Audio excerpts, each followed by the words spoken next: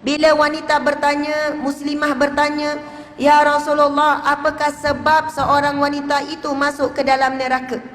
Lalu Rasul menjawab, iaitu mereka menyakiti hati suaminya dengan lidah mereka, dan mereka tidak mensyukuri suaminya.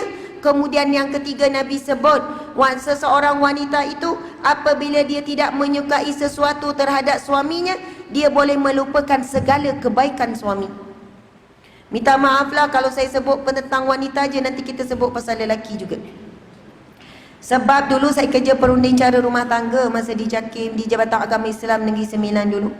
Saya perhatikan hadis Nabi ini memang betul, memang benar.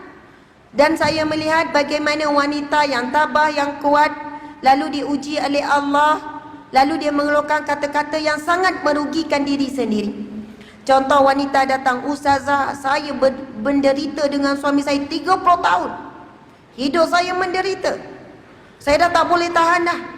Kalau Ustazah tahu cerita saya, cerita panjang-panjang. Saya pun tak larat nak dengar juga." Kemudian saya tanya dia, "Puan, minta maaf Puan, Ustazah kena dengar. Cerita saya bermula daripada tahun pertama saya nikah lagi." Kadang orang nak cerita masalah, dia nak flashback balik tu jauh. Dia nak suruh kita faham betapa dia menderita. Kemudian saya akan tanya beberapa soalan. Minta maaf Puan kalau soalan ni macam lain sikit, lari daripada topik Puan. Suami Puan pernah tak ajak Puan pergi makan kat kedai makan? Pernah. Suami Puan pernah tak bagi duit belanja? Adalah. Suami pernah belikan baju? Ada. Pernah tak bawa pergi jalan-jalan? Ada. Pernah tak bawa balik kopi pisang? Banyaklah.